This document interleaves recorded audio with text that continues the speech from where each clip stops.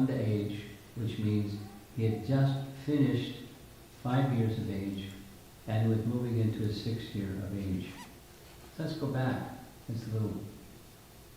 There's the deity and there's a nice backdrop before addressing the deity, so we're going to do the backdrop. Krishna was born in Mathura. He was born as the son of Vasudeva and Devaki. And that very night, the 8th child of Devaki made this request. He appeared in his Vishnu four-armed form. Most children don't appear like that.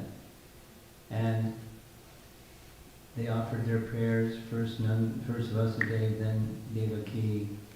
And he then requested, I'm going to assume a childlike form. Please transfer me from the prison house of Kamsa out of the prison house, across the river Jamuna, to the other side of the river Jamuna, in Gokul. Why Gokul? Because that's where Nanda and Jasoda were residing. Why were Nanda and Jasoda residing there? Because their ancestral home was on the west side. But he, Nanda, and his dear friend Vrishabhanu, they were without children. And they felt it may be more auspicious if we shift our residence from our ancestral home to the east side in Gokul. So Krishna was taken to Gokul, and placed by the side of Mother Jasoda, the female child was taken, etc. So for the first 3 years and 4 months of Krishna's life, he lived in Vrindavan, in Gokula. And many, many, many nice pastimes enjoyed by Mother Jasoda and Nanda and all the Brajabasis. And many, many, many, many, many. However, through all the joy of those wonderful pastimes, there's always a problem, even in Gokula. There were demons. If one, and then the next, and then the next, and then the next. So the elders had an elder conference, and they decided it's a good idea if we, to protect Krishna, our beloved Krishna, of course everyone else, but the cynosure of their affection was upon Krishna, naturally so, eternally so. They decided, let us shift back to Vrindavan, to the west side of the river Jamuna, and maybe Krishna will be more safe over there. It was like a very Krishna conscious thing to do, child protection. There's a very nice description Prabhupada would enjoy describing. In one day, they picked up everything, put it on the back of bullock carts, and shifted to the other side of the river Jamuna and came in for a landing on the western side of the river Jamuna. Try to move your home in one day. The whole village. And 900,000 cows and everything, and paraphernalia, and it's not how people do things today. But they did. And so they were 2-3 places, and then eventually Nanda ended up in his ancestral home, which was Nandagram, up on that palace up on the hill. Some of you have been there and you've seen. And Vrishabhanu in Varsana, not far from one another, because they're dear friends, very dear friends. And from the time that Krishna was 3 years, 4 months, it exploded within him how much he loved the cows, and naturally the cows loved him. They didn't have to learn to love one another, it was just their natural love. And he went with his father every day to take care of the cows, and he started making strong requests. He wanted to herd the cows.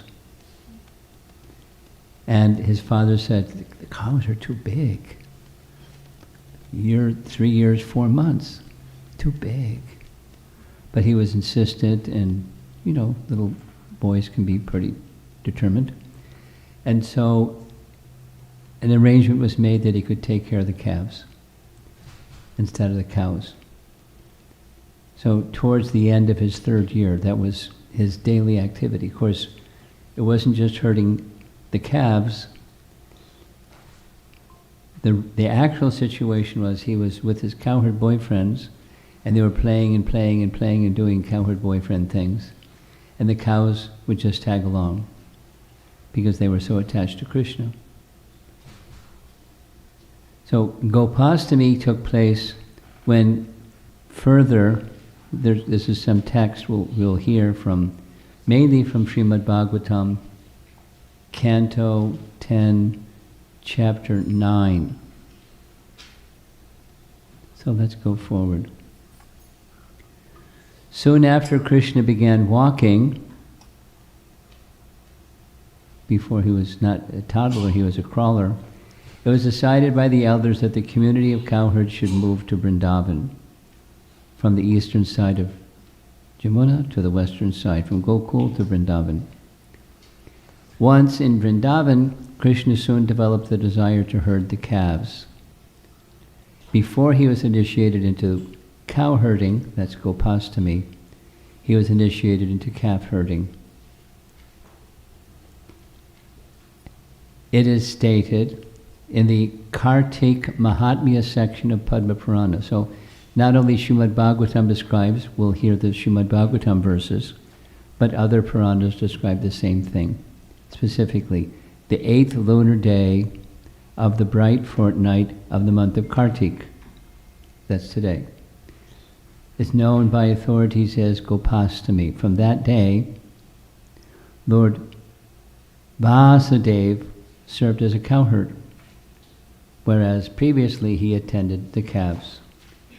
So it's a nice painting, there's many nice paintings here, but it's showing Krishna and Balaram, and Krishna's blowing on his buffalo horn, and as the buffalo horn is being heard, the cowherd boys are following, and the cows are following the cowherd boys, and this is his Gopashtami graduation day. It says in the verse in Padma Purana the word padau, and commentary says that padau means that Krishna was not only blessing the cowherd boys and the calves, but the land of Vrindavan. Just by walking on the surface of Vrindavan, he was blessing the land of Vrindavan. In the Bhagavatam, actually it's not chapter 9, it's chapter 15. So we're going to see this verse several times in commentary on this verse because it's the Gopashtami day verse. Gopashtami is the day on which Krishna and Balaram and the other boys their age who previously attended the calves were given charge of the cows. Here's the verse, 10:15:1. You see in the first line, it says Poganda. So Poganda begins at 6 and it goes up to 10. The pastimes of Krishna before that, from Gokul and up until he was turned 6, was his Bala Leela, Bala Kishore. And here's the translation of the verse. When Lord Rama and Lord Krishna attained the age of Poganda, while living in Vrindavan, the cowherd men allowed them to take up the task of tending the cows. Engaging thus in the company of their friends, the two boys rendered the land of Vrindavan most auspicious by imprinting upon it the marks of their lotus feet. That's the Padau message. Now, no surprise, chapter 15 comes right after chapter 14. And in chapter 14, And in chapter 13, we hear about these two pastimes. One of the pastimes was, as you see in the painting, Krishna rescuing the cowherd boys from the mouth of Aghasura. And then after rescuing the cowherd boys from the mouth of Aghasura, Krishna went to have lunch. That was chapter 13. Then chapter 14 is this one, where Lord Brahma has this experience of seeing Krishna's pastime, the Aghasura pastime, from the sky, watching the pastime. He began to become puzzled. And he began to think, what is the extent of Krishna's potency? How potent, how powerful is he? That's okay, we can ask that question. But what he did next wasn't very good. He wanted to test his strength against Krishna's strength and see what Krishna would do. That was a big boo-boo. And so, the pastime we know, he kidnapped the calves. And when the calves were missing while they were having their lunch, there was discussion, where'd the calves go? And Krishna said, don't worry, I'll find, you finish your lunch. And he left, looking for the calves. And when he was gone looking for the calves, Brahma came and kidnapped the cowherd boys. Little boys, a whole bunch of them. Put them in a cave and sealed the cave with a stone. He came back to see what Krishna would do. You know the pastime. Nice to hear the pastime, hundreds and hundreds of times. What happened when he came back? There were the cowherd boys having lunch. So he did a double take. Wait a minute, they just put them in the caves and went to the cave, and they were in the cave. He went back and they were having lunch. And then to help Brahma get a nice realization, he simultaneously showed the form of each calf and each cowherd boy exactly like the calf and the cowherd boy, and simultaneously a four-armed Narayan form right behind each one of the calves and each one of the cowherd boys. Showing all the opulences of Narayan with each one of those forms of Narayan. And there's more to the story, but I'll just read the purport. This is from text 1 of chapter 15. Lord Krishna wanted to encourage his cowherd boyfriends who had been swallowed by Aghasura and then stolen by Lord Brahma. Therefore, the Lord decided to bring them into the palm tree forest called Talavan, where there are many delicious ripe fruits. So it was like a break in the tension of being in the mouth of a serpent and then being put in a cave. So that was his intention this particular day, chapter 15. Now notice the previous chapters is with calves, and now it's cows. That quick of a transition. The purport continues. Since Lord Krishna's spiritual body had apparently grown slightly in age and in strength, the senior men of Vrindavan, headed by Nanda Maharaj, decided to promote Krishna from the task of herding calves to the status of a regular cowherd boy.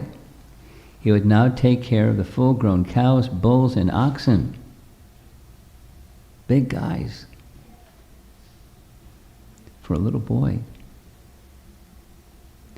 Out of great affection, Nanda Maharaj had previously considered Krishna too small and immature to take care of full-grown cows and bulls. Nice painting. This is the occasion of Gopashtami. Of course, the cows and the calves are craning their necks to reach Krishna. But next to Krishna is Balaram in his nice blue dhoti. And behind Krishna are Nanda, and to his side is Mother Jasoda, and some brahmanas and some elder gopis. And the whole village was part of this big celebration. Krishna beginning to take care of the cows.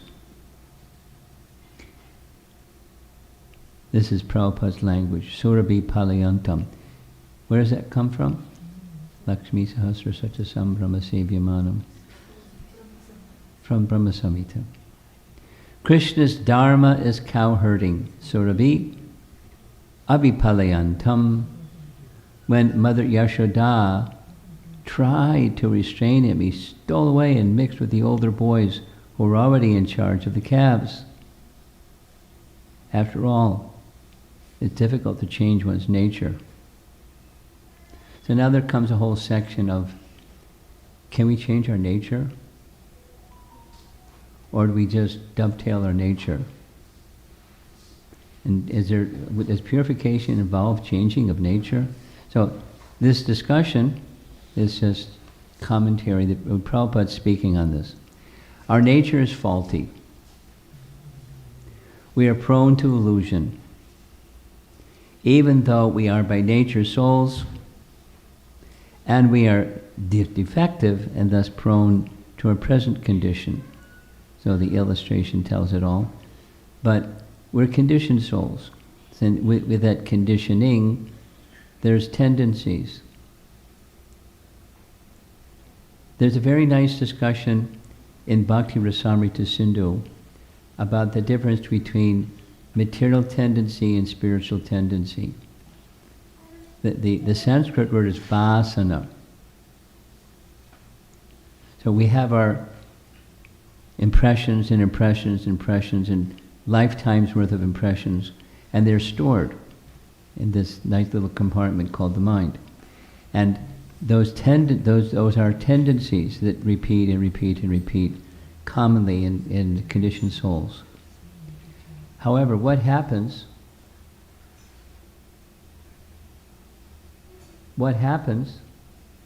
when our conditioning becomes relieved?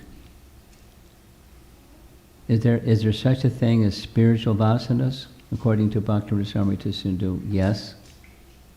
And those spiritual vasanas are the living entities' sthai bhava, the natural spiritual tendency for service to Krishna. And there's different types, but they're intrinsic and they're already there. They're not developed necessarily over many, many lifetimes, although if someone practices bhakti over many, many lifetimes, then there are such tendencies. But that's okay. Material tendencies is what's being described here, and that's faulty. However, our good fortune is that Krishna has his nature, and Krishna is very affectionate. The painting is showing Gopakumar, after a long journey to get to Krishna Loka, simply from chanting his mantra, his Madan Gopal mantra, he eventually makes his full connection with Krishna in Goloka Vrindavan, in the spiritual world. And Krishna is showing his appreciation, very affectionate to receive Gopakumar. There's a nice discussion, this is from Brihat Bhagavatamrita. When he goes to Vaikuntha, the Lord says to him, I thought maybe this lifetime he'll come back. But you didn't come back. And the next lifetime I was thinking, maybe in this lifetime he'll come back. But you didn't come back. And so the Lord is more anxious to have us return than we are. Because he's very compassionate. So it's our misfortune, but it's also our fortune that he's so affectionate, so compassionate. One of the names of Krishna, as we know, is Govinda, very celebrated name, and it was Surabhi cow, or Surabhi from the spiritual world, Surabhi, that came, and by performing Abhishek unto Krishna after the Govardhan Lila, she gave the name Govinda. You're our Lord, not Indra. You're our Lord. You're Govinda. You give pleasure to the cows. It's one of the meanings of the name Govinda. But he doesn't only give pleasure to the cows, he gives pleasure to the senses. And the world is made up of senses. Of course there's matter, but there's senses that are wanting to be the enjoyers of matter. And Krishna gives the ultimate pleasure to the senses, purifies the senses, and gives satisfaction to the senses, and thus Govinda. He's beneficial for the whole world. And how does he benefit the whole world? He enters the world and manifests his wonderful pastimes that give us an opportunity. Over there on the left is a fellow that looks pretty sad or lonely or depressed or something. And Krishna sees the unhappiness of conditioned souls and he wants to do something. I mean, he's compassionate. Compassionate person wants to do something. We want to do something on behalf of Krishna, as an instrument of Krishna, but it's Krishna that's behind it. So he comes and not only kills demons, but he attracts the hearts and the minds and the senses, and satisfies persons in this material world by his wonderful pastimes, and giving us also the opportunity to do what we're doing tonight, hearing about one of his wonderful pastimes, his Gopashtami pastime. That gives Krishna's pleasure to do this, and it gives the living entities who are the recipients of Krishna's mercy to receive the same happiness. Mother Yashoda wanted to restrain Krishna. He had an unstoppable desire to be with the cows. In fact, it's his eternal position. So, after herding the calves for some time, because the calves didn't go out all day long like the cows did, they would just go a shorter distance, and that was okay. But for Krishna it wasn't sufficient. So they had a big festival, Gopashtami festival. And along with the festival, the paraphernalia used for herding the cows were also bestowed or gifted to the boys. So they needed some ropes and some sticks, some horns. Krishna had already his flute. And off they went. However, when many items of paraphernalia were given to Krishna, one of the things they wanted very much was his little tender feet, because he's going to go through the forest where there's stones and thorns and all kinds of sharp things. So they want him to wear shoes. Krishna's answer was, no. I'll wear shoes only if you make shoes for every one of the cows. 4, because they have 4 feet. And they said, well, cows already have shoes. He said, I won't go unless they all have shoes. So they surrendered to Krishna. And there's a lesson. Some of you have been to Vrindavan. How many here have been to Vrindavan? Oh, good. Very good. And those that have yet to go to Vrindavan, may you one day go to Vrindavan. One day. And more than one day, for some time. And one of the things that you'll do almost for certain, however long you stay, is you go to Govardhan Hill and circumambulate Govardhan Hill. Don't make the mistake of getting in a taxi and driving around Govardhan Hill in a taxi. Don't do that. Some people do that. If you're an oldster, you can maybe do that. But anyone else, you go circumambulate around Govardhan Hill. It takes a good part of a day, but that's fine. And when you do that, don't wear your shoes. Really? No shoes? The whole day? Barefoot? Yes. Because it's not only, maybe you've noticed the painting I have on my screensaver.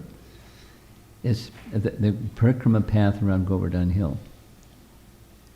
And there's Vraj most of the way. Sometimes it's not so natural, but most of it is your feet are in constant touch with the dust of Vrindavan. And that in itself is purifying. And there may be some austerity, that's okay. Maybe practice a bit before you do the Govardhan Parikrama, so your feet are a little tougher. Go barefoot. And the part of the message, along with you don't go with shoes, not just because Krishna didn't, we don't walk on Braj Raj with your shoes, but you leave behind all the other things that are on the bottom of shoes, or the worldly contamination, and become purified instead by contact. So in the beginning part of chapter 15, which took part as part of Gopashtami, here it says preceded Gopashtami, then the festival, and then Krishna took the cowherd boys, as we heard before, to the Talavan forest. And the Talavan forest is a forest where there's tall trees having fruits called tal fruits, and before there's fruits there's flowers, and the flowers are very fragrant, and even the fruits are very fragrant, and they're very tasteful. However, there was a problem. There's a problem even in Vrindavan, so don't worry if you have a problem. Go to Vrindavan and get Vrindavan problems. There was a demon, an asura, named Dhenuka, and he was the envious type. He didn't want anyone coming into his forest. If they did, he would kill them and eat them. He wasn't a nice guy. And he had, as you see in the painting, he had a bunch of buddies. So when the cowherd boys went into the forest, led there by Krishna, fearless because Krishna is their protector, they, particularly Balaram, started shaking the tree, and the fruits fell to the ground. And Dhenuka heard the sound of the fruits falling to the ground and said, "Who's come into my forest?"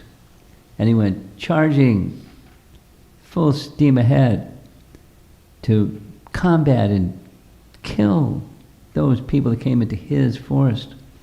Well, that was a mistake.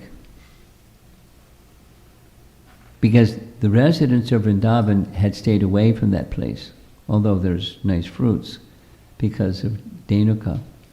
But Balaram, as you see in the painting, he took care of it. He this and that and the other thing, and he grabbed him by the hind legs and twirled him around and threw him into the tops of a tree. And then Krishna did the same, as you see in the center of the painting. Many more of the ass demons came charging out, and the same result. You can't see because this language is at the top of the screen, but the painting shows there are a bunch of donkeys hanging on the branches in the top of the tal trees. And as they were hanging on the top of the tal trees, the fruits fell. The cowherd's boys had a nice time eating the tal fruits. Chapter 15, Canto 10. So going on, he's now taking care of the cows, but as I mentioned, it's not just taking care of cows, he's having fun with the cowherd boys.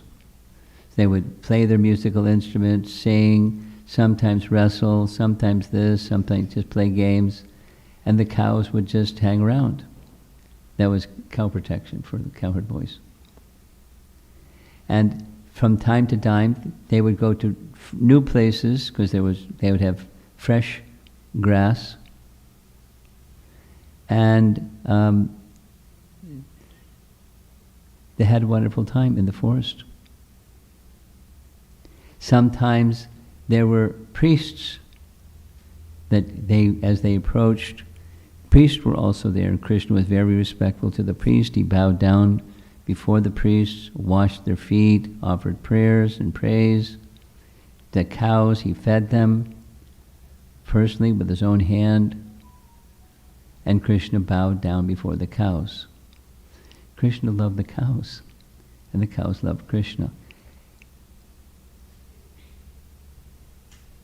Now, during this period of time, you see some gopis, because even as he's just young, 6 to 10, the activities with the gopis also began at the same time. I'll just read the text. Nanda Baba then placed a jeweled cowherd's staff in his son's hand, and Yashoda Mai, the queen of Braja, anointed Krishna's forehead with tilak, saying, Rama, you stay in front of Krishna. Subal, you stay behind him. Sridham and Sudama, stay on his side. And the rest of you gather around him, for he is your dear friend. So this is mother talk. And the other one is father talk. And there's the gopis, bringing nice items for their beloved Krishna. Of course, Krishna shared with all the cowherd boys. So the commentary is speaking, we're still on the first day when Krishna went out, taking care of the cows. And you see what they're doing in the painting? Does it look like they're herding cows, or look like they're playing? We already mentioned. That was their program. And not only they were playing and frolicking, but sometimes they would do so many other things. They would do boy things, tug of war, football with the bale fruits, hide and seek, this and that, and then they would sit and have their lunch. And it was just delightful pastimes. There's a very nice, right in the midst of describing all this, Shukadeva Goswami speaks a verse, or part of a verse, where Prabhupada quoted many, many times, hundreds of times. How many pious activities have these cowherd boys undergone? Krita punya punja. Punya is piety. Krita, how many pious activities have they performed to have this privilege of being in these loving exchanges with Krishna? But it wasn't just the cowherd boys and the calves and the cows. The whole of Vraja. Again, this is within Bhakti Rasamrita Sindhu, but it's to explain the rasa of Vraja. But all the living entities felt they were most dear to Krishna, and he reciprocated with each one. And they were perfectly satisfied. The painting is showing peacocks, swans, cows, trees, birds, foliage, lotus flowers. And Krishna would simply glance upon them, and they would feel great jubilation receiving Krishna's glance, and he would smile. It's said that he could speak in all the languages of all the forest animals, and they were very, very happy just being part of Krishna's pastimes. And this is the last of the slides in relation to Gopashtami. The pastime to the gopis also began. Sometimes Krishna would go to Radhakund and Shamakund, and the gopis would be there, and they would have their lunch together, and they would have wonderful pastimes together. So this is the introduction to Gopashtami, and now comes another very nice description. Here's the other very nice description. On a different day, the same Gopashtami day, there's a pastime that's described where you see on the far left, that's Jatila, the so-called mother-in-law of Radha when she was living in Yavat. And over on the right side is Krishna, because Radha was being restrained by Jatila, they couldn't meet. And Krishna was very sad. You see the tear coming from the corner of his eye. Very sad face. So the pastime is described this way. Radharani was restricted to leave her house by her mother-in-law Jatila, and as a result she couldn't go meet Govinda. So Govinda, Krishna, Hari, felt great separation and was crying. And he was crying and crying and calling out Radharani's name in great distress. So one of his dearmost friends, painted here, is Subal. And Subal had a certain complexion, golden, like Radharani. And sometimes people got confused between Subal and Radharani. So Subal said to Krishna, "Don't worry, I'll figure out a way so that you can meet with Radha today." He's a very clever young boy. So what did he do?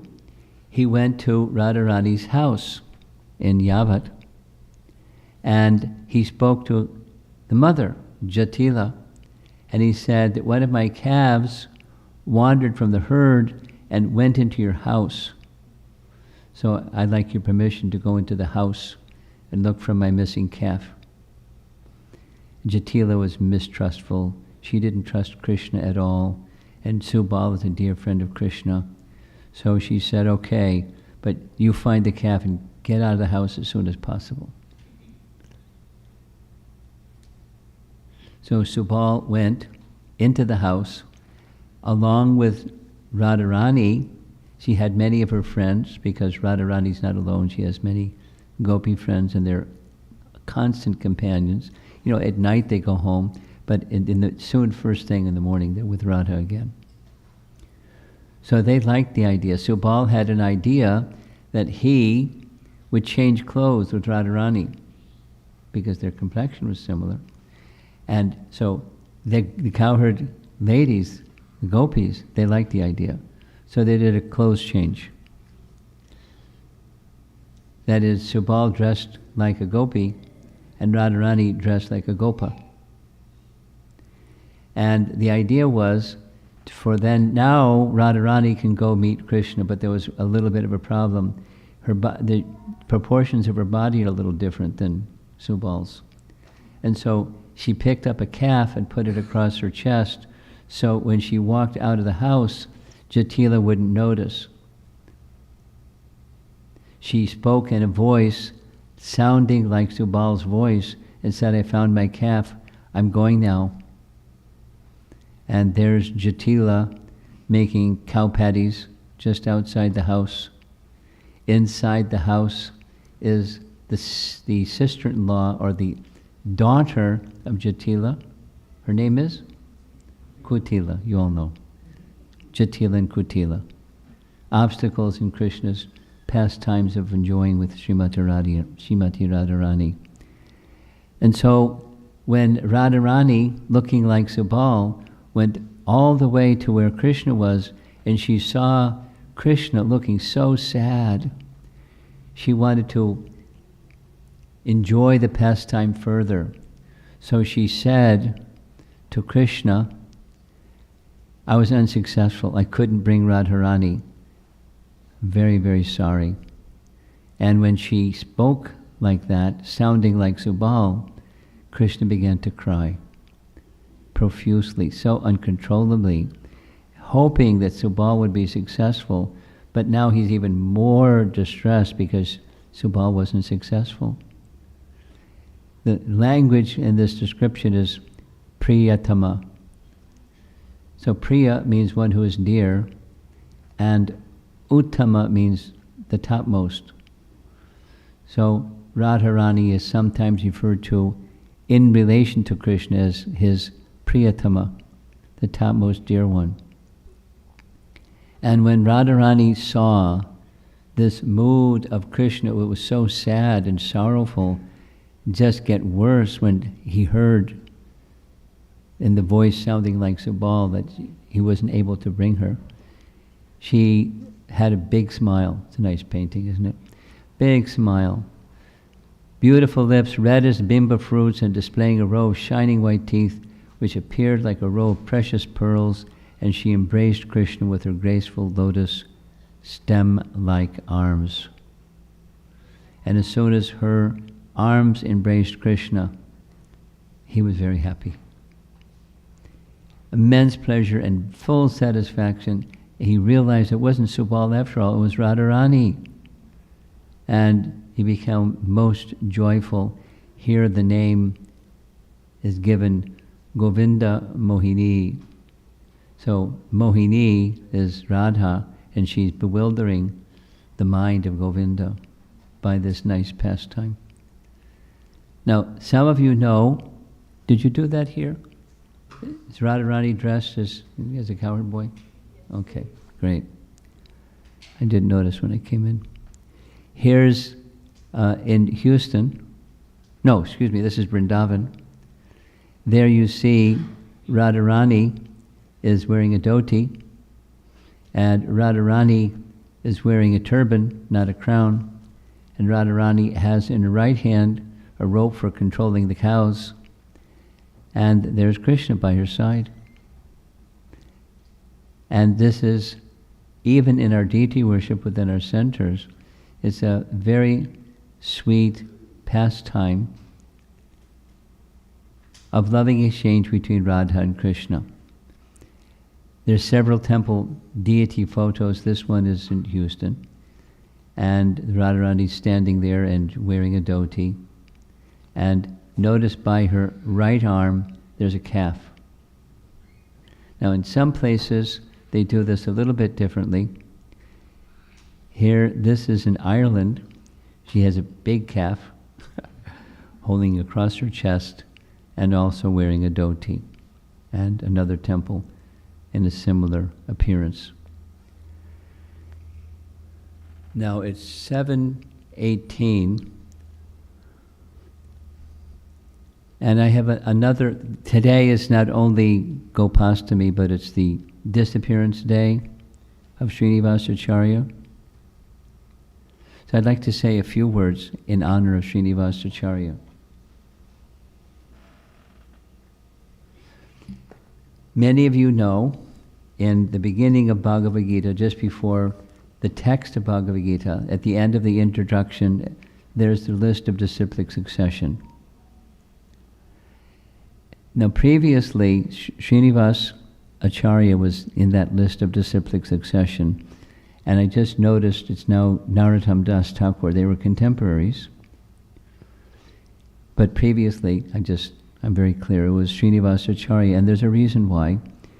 Srinivasacharya was described by Chaitanya Mahaprabhu as his Angsa, or Avesha avatar, which is pretty significant. An expansion of Krishna, the expansion of Chaitanya Mahaprabhu's love. I'll read the text quickly. Srinivasacharya appeared during the end of Mahaprabhu's life. His father was known as Gangadhar Bhattacharya. Bhattacharya is a title of a Brahmana. And when Chaitanya Mahaprabhu took sannyas in Katwa, he went mad, because it meant he wouldn't see Chaitanya Mahaprabhu as much as he was able to see him before he took sannyas. And so in his madness, he was just saying Chaitanya's name, because that was the name that was given during his sannyas initiation, Sri Krishna Chaitanya. So he just kept saying over and over, Chaitanya, oh Chaitanya, oh Chaitanya. So they started calling him Chaitanya Das instead of Gangadhar. And Gangadhar was very detached from anything worldly. However, at some point in time, after Mahaprabhu's sannyas and going to Puri, he developed a strong desire to have a qualified son. So he spoke about that with his wife, and she said, let this be blessed by Chaitanya Mahaprabhu. Let us go to Puri and get his blessing. And so on the way from where they were residing, which was further north, they stopped at his wife, Lakshmi Priya's parents' home. And they spent some days, and then they continued on to Puri to take Lord Chaitanya's blessings. Now this is all from Bhakti Ratnakar.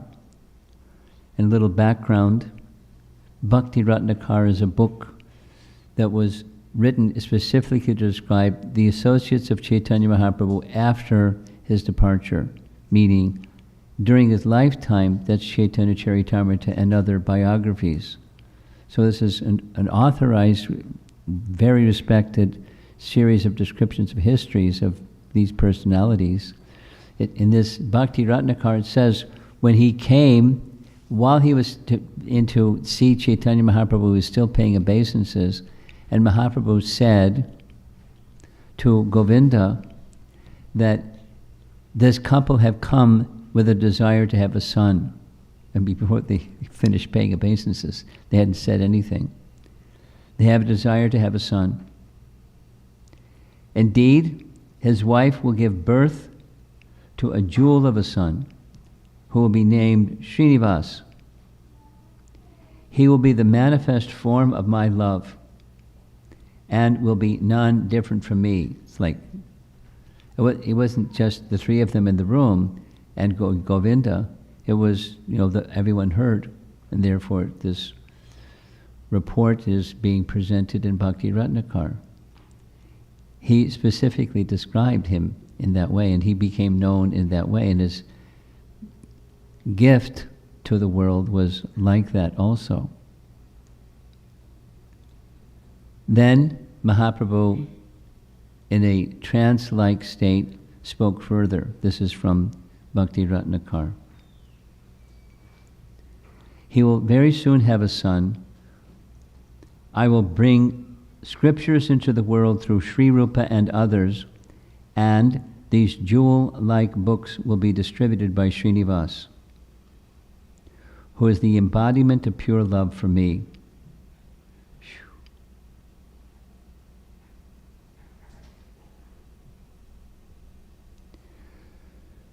They spent some time in Puri, husband and wife, meeting the associates of Chaitanya Mahaprabhu in Puri. After some time, they returned back to their home, and after some time, a son was born, and Balaram Vipra was his wife's father. His wife's father was a superlative astrologer, and the astrologer indicated this child will be a Mahapurusha, a very unique personality. And so they now have a son, Srinivas, and his father was a learned bhatta, and his father taught him scriptures along the line of Chaitanya Mahaprabhu. His mother taught him kirtan, and he grew and did his studies very quickly. After some time, he learned what his father had to teach. He became a very close associate of Narahari Sarkar, who plays an important role later in his life also. Sri Khanda, maybe some of you have been to these places in Mayapur. I'm not sure when I'll go back again, but they're nice places to go to. So the place that, here's a nice painting.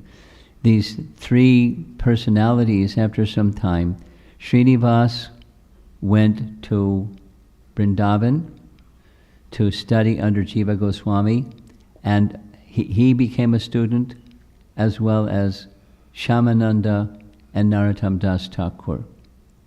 So the three became exalted students and scholars. This description is there. Jiva Goswami personally gave him the title Acharya when he heard him giving an explanation of a verse from Rupa Goswami's writings. Ujjvala Nilamani was so astounding, he gave him the title Acharya. So Srinivas became Srinivas Acharya. And after they were thoroughly trained, another very important event in Srinivas Acharya's life took place. After training them, Janava, who was the wife of Nityananda, was living in the eastern part of India, Ekachakra specifically, and traveling here and there because she was a great Vaishnavi. She sent a messenger with a letter to Jiva Goswami, please take the books of the Goswamis and make them available to this part of India. And so he did. And it's a wonderful adventure. They packed books and books and books because one of the many things Jiva Goswami did was he had many brahmanas that were making handmade copies of books. So the books were piled up on an ox cart. The ox cart was sent to go in an easterly direction to fulfill the request of Janava. However, the books were stolen. And when they woke up in the morning and the bullock cart was gone and the books were gone, it was devastation. Because this was Jiva Goswami's assignment, their teacher, their guru. And what to do? A decision was made that Srinivas would stay and search for the books, and the others would go without the books and do their preaching in that part of the country.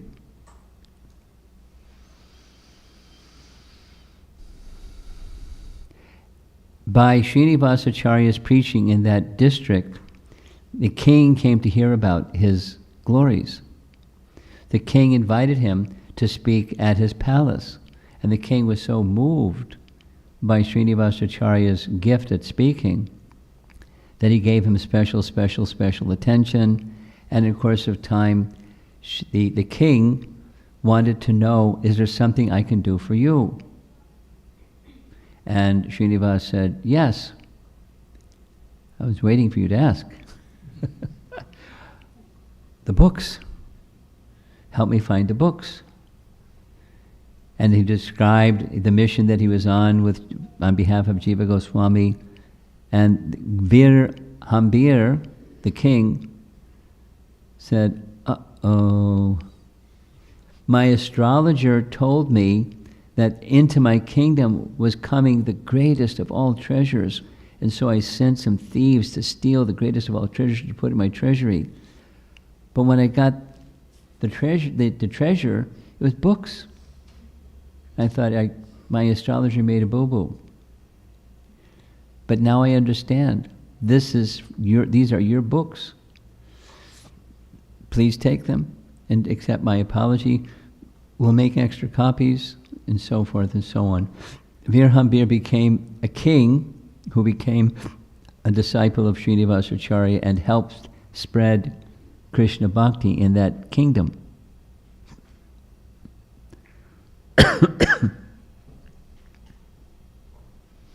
And there's many other things, but because of time, I'm not going to go into the many other things. Here's one of those many other things. Srinivasacharya and Narottam were dear friends, and this is a painting at Yajigram where they observed there's the same tree is there, the same little platform underneath the tree where they sat, and the painting is showing a wedding procession where Ramchandra Kaviraj was being married, and it was a big fanfare with music and this and that. Purposefully, Srinivasacharya spoke loud enough that Ramchandra Kaviraj could hear him. Just see this fool. Big display for material enjoyment. What kind of brahmana is this? And so, etc., whatever he spoke. Later Ramchandra Kaviraj came back to meet the person who spoke those words, and in the course of their interacting with one another, Ramchandra Kaviraj became his disciple.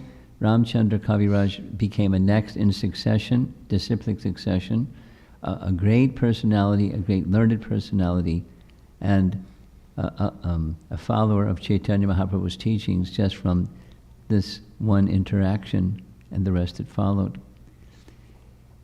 If you visit Yajigram, you'll see this place where there's a bhajan kutir.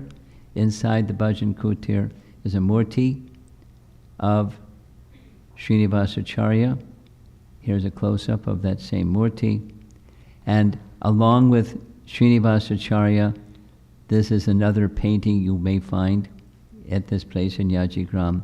Narottam Das Thakur is on one side, Ramchandra Kaviraj is on the other side, and they spent much time together.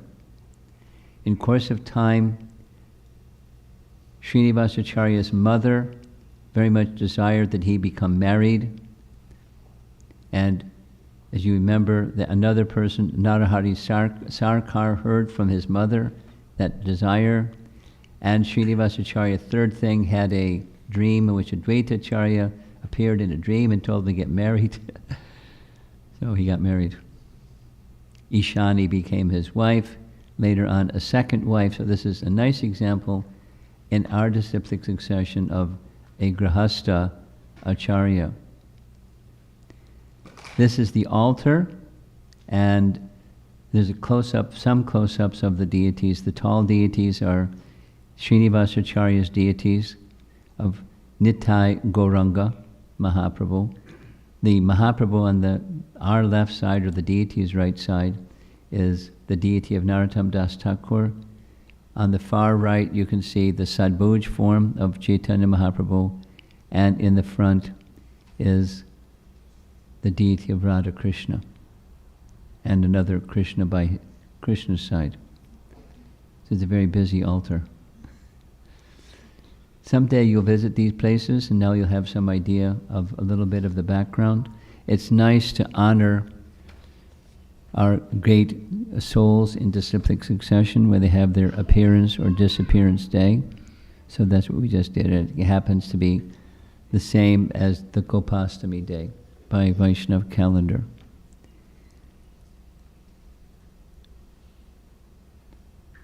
So it's 7:30. And you've all been very patient.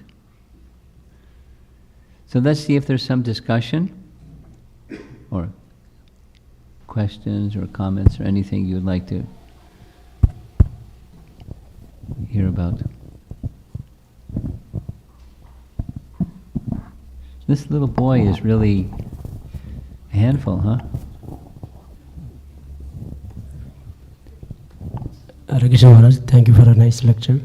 I just want to ask the question, like for Radharani deities, in our temple, there is a hand, some bag in the hand. I just want to know the pastime of it. Radharani is holding something in his hand in our altar. On your altar? Yes. I don't know. Ask the pujaris. What's she holding? That is snacks for the Krishna. It's a snack for Krishna.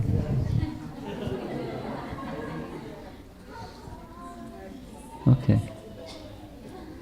When he played with the cow and all this, and he should be hungry, and that's why he would rather something. You can get creative on festival days like this.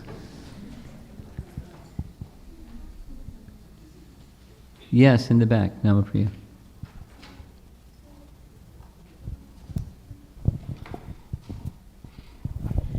Hare Krishna Maharaj. So regarding the Gopa friends of Krishna, you know how fortunate they are that they get that opportunity. Yeah. They are Nitya Siddhas, right? They what? They are Nitya Siddhas. They're Nitya Siddhas. But some of them may be Sadhana Siddhas. But Siddha is Siddha. They don't have a pecking order. But that's what Sanatana Goswami says about them, that some, of course, became and some are eternal. Thank you. Yes. Well, I couldn't hear. Take the microphone. Ask the question. What does Nitya Siddha and Sadhana Siddha mean? What does it mean? Nitya, you know, right? Nitya means eternal. Like Lord Nityananda, right? Nitya means eternal. And sadhana means practice. Some are, siddha means perfect. Some are eternally perfect. Some are practice and become perfect. Sadhana siddha. How about you? You're doing sadhana, but you're not perfect yet. So you're a sadhaka. But sometimes sadhakas become perfect. They're called sadhana siddhas. And some are already eternally perfect, and they're nitya siddhas. That's the difference. We're neither. You understand?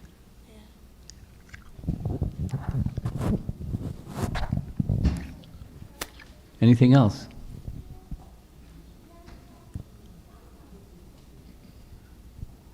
You have something? So Maharaj, you mentioned how even in spiritual world there are always problems, and so much so that even Radha and Krishna are separated. Yeah. But we also understand that that's because those are just to make the pastimes more sweeter, Yeah. because they are separate and then they unite. But in this material world, that's very different, right? We have problems, but... Well, it has everything to do with consciousness, not the circumstances of life. The consciousness makes everything sweet, not the circumstance makes everything sweet. So when consciousness is absorbed in the Supreme, then it's very sweet.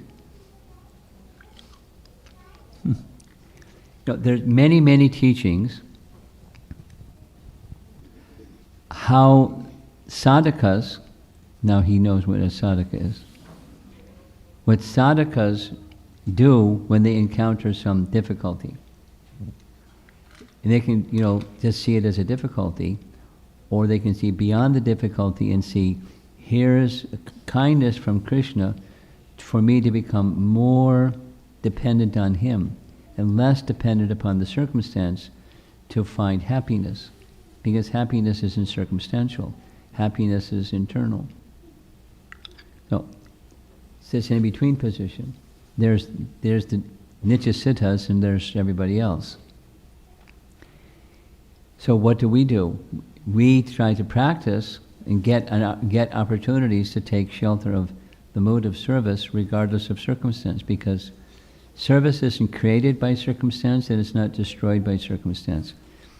There's many nice things to say about how to deal with negative circumstances and the emotion connected with the negative circumstances. Many nice things to say. But bhakti, in short, bhakti is the answer. And that's short. I mean, there's a 4-part seminar that I've spoken on this topic. And there's other seminars and other seminars. But it's just to keep it short. Bhakti has the power to dissolve all that. And then when misfortune comes one's way, it's not a cause of dissatisfaction or turmoil or negative emotions and all of that. It's certainly possible to go into that space, but it's certainly possible to not go into that space. It's a factor of consciousness, as I said at the beginning. We have a relationship with Krishna. And if we become situated in that relationship with Krishna, it's okay. Good fortune, ill fortune. It's the relationship with Krishna that's everything, not the circumstance. And that's the spiritual world. And the good news is Krishna is always kind. That was one of the slides. It's his nature. He's very kind and compassionate. So the difficulty may last for some time. You may know some people that have chronic something. Chronic illness or chronic something or chronic something or chronic something or something.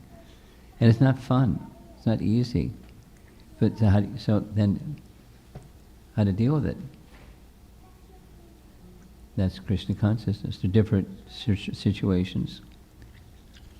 It's a long topic. Yes? The question is, you're mentioning about the parents of Srinivas Acharya, traveling, and they had been to the in-laws of Sri Chaitanya Mahaprabhu's Nimai Pandit's marriage house. Yeah. Now, I just missed that part. Did they meet the father-in-law of Nimai Pandit, that where this discussion took place? Father-in-law of whom? Nimai Pandit, meaning Chaitanya Mahaprabhu. No. Who was the discussion with? They met. You spoke very fast, and I don't listen as fast as your mouth goes. So say it again slowly. Be kind to me. Yes. You know, you are talking about the parents of Srivas Acharya. Yeah. You know, before having him and having a desire to have a child. Yes. Them going to the in-laws' house of Chaitanya Mahaprabhu. No, they went to the in-laws' house of his wife's parents. His wife's parents, not Chaitanya Mahaprabhu's, Okay. but his in-laws or his wife's parents. And they spent some time taking permission from them. Yeah, thank you, Maharaj. Okay. That's Srila Prabhupada ki, Shri Gopashtami ki, Gaur Premanandi.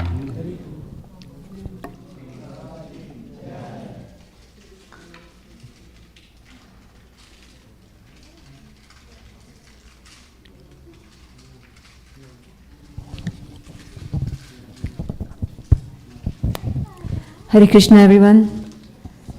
So, a couple of announcements, and then I'll talk about the arrangement for this evening, the rest of this evening. So, on Thursday is Ekadashi, for those of you who follow Ekadashi. Thursday is Ekadashi. And then next Sunday, there's no Sunday feast class because we are going to be celebrating Tulsi Viva. So, that is this coming Sunday. The Aarti will be at 5 o'clock, and that will be followed by Tulsi Viva ceremony. And if you'd like to sponsor or participate in that ceremony, please see Shivananda Prabhu. He's right at the counter there, or any other devotee. But that is this coming Sunday. I know that some of you expressed interest in that. Please see Shivananda Prabhu. So for this evening, we are going to have the Damodar Ashtakam that's going to be sung by Dhanalakshmi Mataji, and then we're going to be serving prasadam right away. But I also want you to know that we are participating in a campaign by Vaishnavi Ministry, Safe Families, Strong Communities, and that's starting 25th of November, and it's going on for 16 days. So please help spread the word. They want to try and orange the world is what their theme is. So that's by the Vaishnavi Ministry. Now, so Maharaj also has got prasadam to give, so it's going to be, we have to think about logistics. We're going to be offering the ghee lamps after the Damodar Ashtakam is over. And we also kept the altar curtains open so that you can take darshan of Srimati Radharani dressed as a Gopa today. And she's also showing her lotus feet. So you notice that she's got a turban and a dhoti. She does not have a dress or a crown. And she's carrying the lunch for Krishna. थोड़ी देर के बाद माताजी.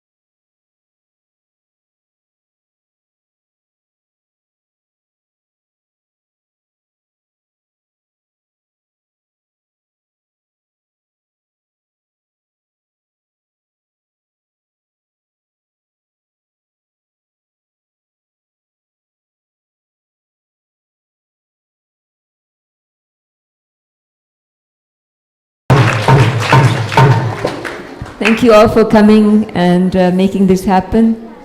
And I'd like to also take this opportunity to thank all the temple devotees, particularly Kitchen. They've been really busy for the last 4 days, especially Partha Sarthi Prabhu and Gopkumar Prabhu and others. give them a big round of applause.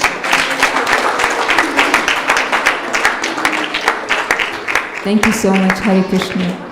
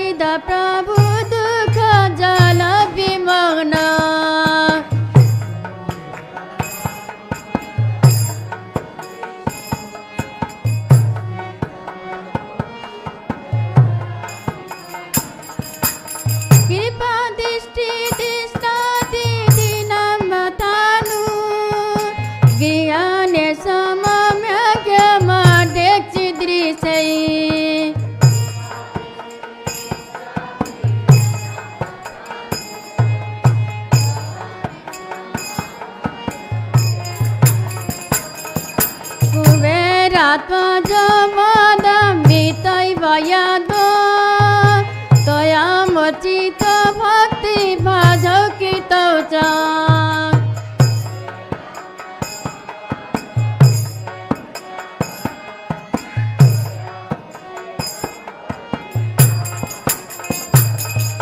तथा प्रेम भक्तिन सकामे पयाछ नमो चे ग्रह में स्थित धरे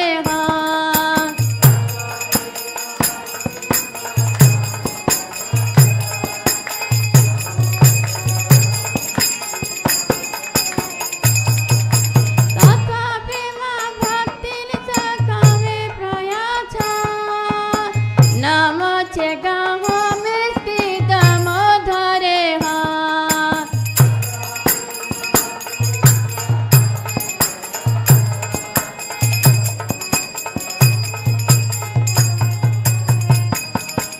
नमस्ते सुदाम्ने पुरदीप्तिधाम्ने तदीयदरयेथ विश्वासधाम्ने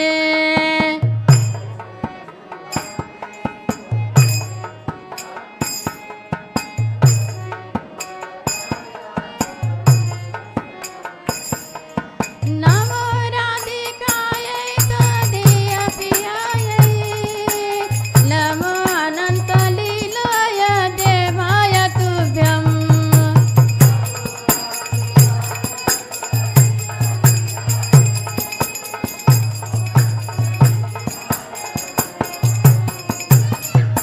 नमो राधिकायै तदीयप्रियायै नमो अनन्तलीलाय देवाय तुभ्यम्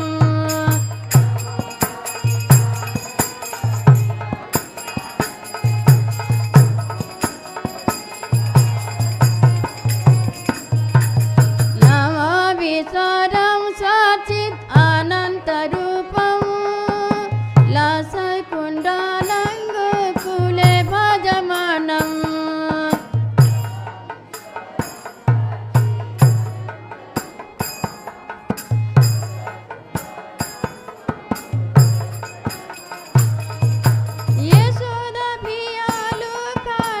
यशोदभियालुकालादवमानम् परमिष्टमत्यन्त तदुत्य गोप्यम्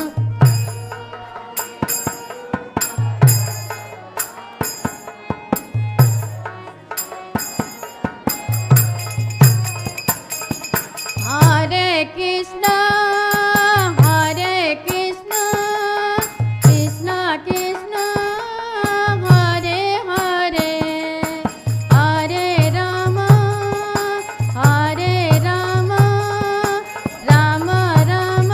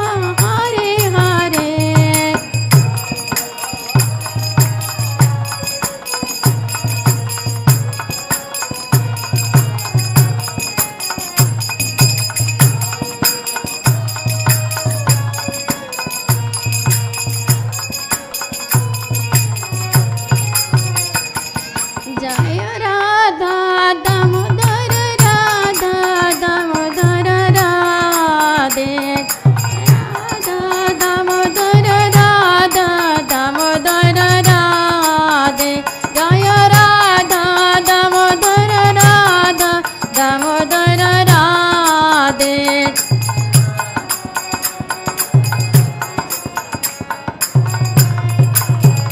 जय राधा माधव हरि राधा माधव हरि राधे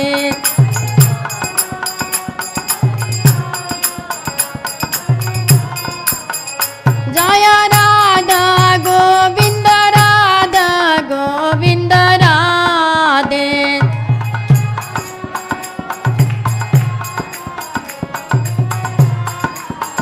जय सिन्हाजी गोपाल सिन्हाजी गोपाल सिन्हाजी गोपाल जय सिन्हाजी गोपाल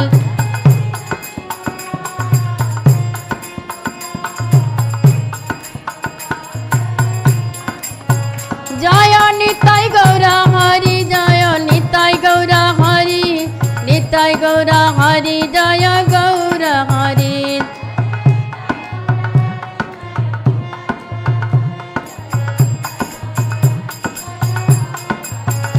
जय जगन्नाथ जगन्नाथ बलदेवा जय सुभद्रा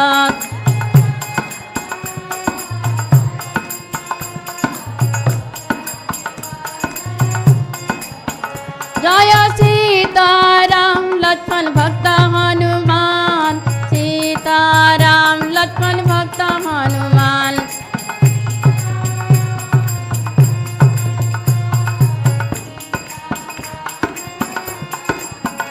जय प्रभुपदाय प्रभुपदाय प्रभुपदाय जय प्रभुपदाय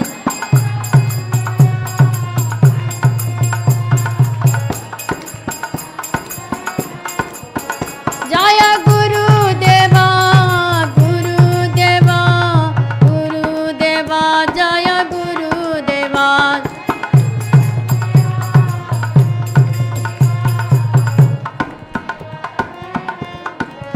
निताय गौरा हरि बोल हरि बोल हरि बोल निताय गौरा हरि बोल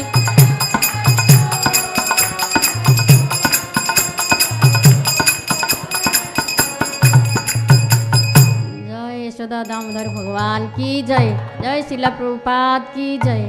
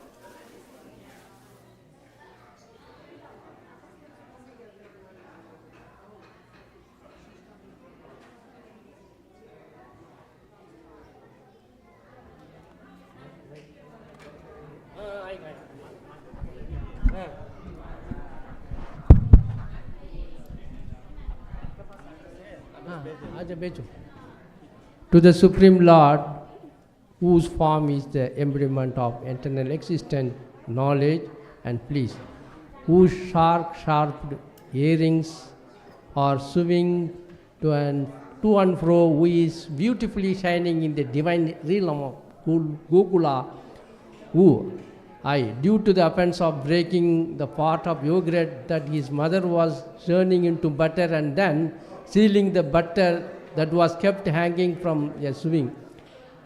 He is quickly running from the wooden grinding mortar, his fear of Mother Yashoda, but who has been caught from behind by her, who ran after him with great speed to the Supreme Lord, Sri Damodara. I offer my humble obeisances. I'll show you. Seeing the whipping stick in his mother's hand, he is crying and rubbing his eyes again and again with his 2 lotus hands. His eyes are filled with fear, and the necklace of pearls around his neck, which is marked with 3 lines like a conch shell, is shaking because of his quick breathing due to crying. To this Supreme Lord, Sri Damodara, whose belly is bound not with ropes but with his mother's pure love, I offer my humble obeisances. By such childhood pastimes as this, he is drowning the inhabitants of Gokula in pools of ecstasy and is revealing to those devotees who are absorbed in knowledge of his supreme majesty and opulence that he is only conquered by devotees whose pure love is imbued with intimacy and is free from all conceptions of awe and reverence. With great love, I again offer my obeisances to Lord Damodara hundreds and hundreds of times. O Lord, although you are able to give all kinds of benedictions, I do not pray to you for the boon of impersonal liberation, nor the highest liberation of eternal life in Vaikuntha, nor any other boon which may be obtained by executing the 9 processes of bhakti. O Lord, I simply wish that this form of yours as Bala Gopal in Vrindavan may ever be manifest in my heart.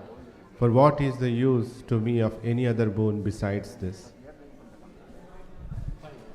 O Lord, your lotus face, which is encircled by locks of soft black hair tinged with red, is kissed again and again by Mother Yashoda, and your lips are reddish like the bimba fruit. May this beautiful vision of your lotus face be ever manifest in my heart. Thousands and thousands of other benedictions are of no use to me. Which number is this? O Supreme Godhead, I offer my obeisances unto you, O Damodar, O Anand, O Vishnu, O Master, O my Lord, be pleased upon me. By showering your glance of mercy upon me, deliver this poor ignorant fool who is immersed in an ocean of worldly sorrows and become visible to my eyes.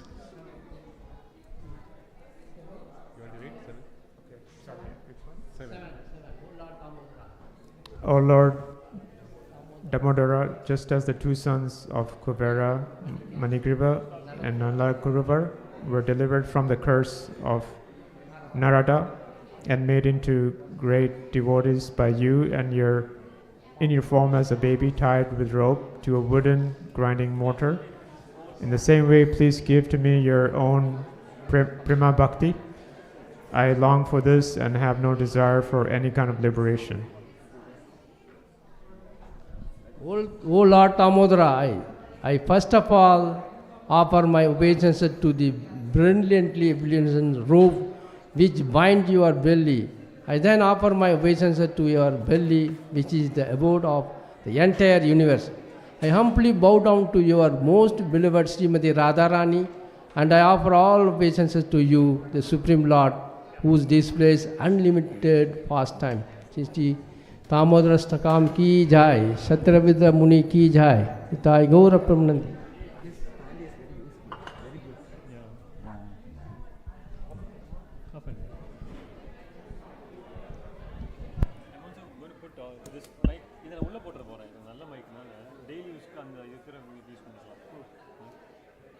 Also, that one set, I'm going to just go keep it home safely. We don't need so many, right? Or we can put somewhere safe here. Don't take it, okay? let me arrange my trip and my. No, but actually, Yeah, that's okay. We are going to India tomorrow. Oh my God. So you have to only take Okay, care. I'll take care of it. You give me, I'll take care of it. Huh? I'll take care of it. Yeah. You tell me which one is yours. So basically, what the Bharata Prabhu also told me is like when you have everything. You forget him. Today he had a fight with me. Yeah. Yeah, this switched on the Ambika for 1 minute for ground. He was making meetings and he was so. What happened? This system? I don't know. He's having some problem.